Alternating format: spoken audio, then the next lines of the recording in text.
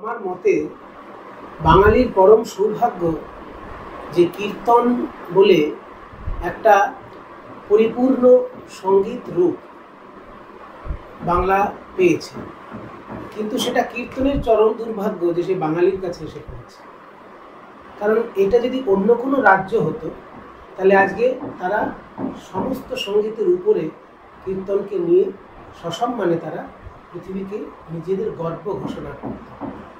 এই কীর্তন গান থেকেই গান বেছে নিয়ে তার সঙ্গে নাচ যুক্ত করে মণিপুর কিন্তু নৃত্যকে তাদের রাজ্যের প্রধান রূপটা দিয়ে পৃথিবীর কাছে ঘোষণা করছে তাদের সংস্কৃতি।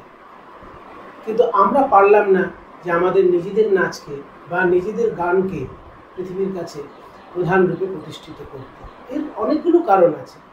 এর প্রথম কারণ হচ্ছে যে অহিন্দু শাসক তারা শত শত বছর ধরে বাংলাকে শাসন করেছেন। কাজেই যেখানে বৈষ্ণব ভাবনা, সেই গানটা যে তারা রাজকীয় সঙ্গীত হিসেবে প্রচার করবে এটা ভাবাটাই অসম্ভব। তারপর আবার বিদেশি শাসক চলে এলেন, যারা 7 সমুদ্র 13 নদী পার, তারা ব্যবসা করতে এসে আমাদের কাছে বণিকের মানদণ্ড আমাদের কাছে রাজদণ্ড হয়ে দাঁড়ালো। কাজেই তারা কীর্তন সম্পর্কে খবরটা নিতে নিতেই তাদের জীবন কেটে গেল। তারা আবার কীর্তনকে রাজকীয় সঙ্গীত ভাববেন কোন দুঃখে। সেই জন্য আমরা তাদের সময়ও পেলাম না রাজকীয় সম্মান। তারপরে রাজনৈতিক অস্থিরতা এবং অকারণ তার্কিকতা বাঙালিকে কীর্তনের রস থেকে দূরে সরিয়ে দিয়েছিল। সেই জন্য সমস্ত সঙ্গীতের উপরে কীর্তন যে শ্রেষ্ঠ সেটা বাঙালি ভাবতেই পারল না, অথচ সেই কীর্তনের সঙ্গে সে সারাক্ষণ ঘর করে চলল। বাঙালি মনীষীবৃন্দের মধ্যে কীর্তনকে সর্বশ্রেষ্ঠ বলে যিনি মনে করেছিলেন তাদের মধ্যে একজন হচ্ছেন শ্রী রবীন্দ্রনাথ।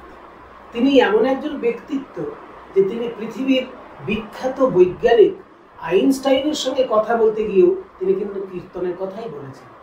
তিনি বলেছেন বাংলার সর্বশ্রেষ্ঠ সঙ্গীত হিসেবে যাকে মনে করে সেটা হচ্ছে কীর্তন। কাজেই সেই কীর্তন গানের যে রাজকীয় সম্মান সেটা রাজার পক্ষ থেকে বাংলা কিন্তু গত 800 বছরের মধ্যে বা 1000 বছরের মধ্যে সেইভাবে পেল না। আর 5টা গানের সঙ্গে কীর্তনকেও সম্মান করে দিল।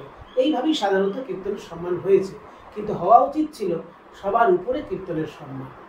তো সেটা যখন রাজকীয় পক্ষ থেকে সম্ভব হলোই না, তখন প্রজার পক্ষ থেকে যেসব চেষ্টা করা হয়েছে তার মধ্যে কিন্তু এই সুচেতনার একটা চেষ্টা।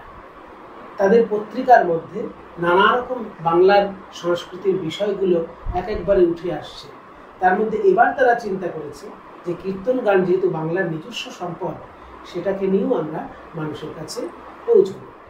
তাই তারা কীর্তন গানকে নিয়ে যে এত সুন্দর একটা সংখ্যা করেছে এবং বিভিন্ন কীর্তন গায়কের অনুভবের কথা তারা যে মানুষের কাছে তুলে ধরতে চাইছেন, এই জন্য আমার অন্তর থেকে সাধুবাদ জানাই।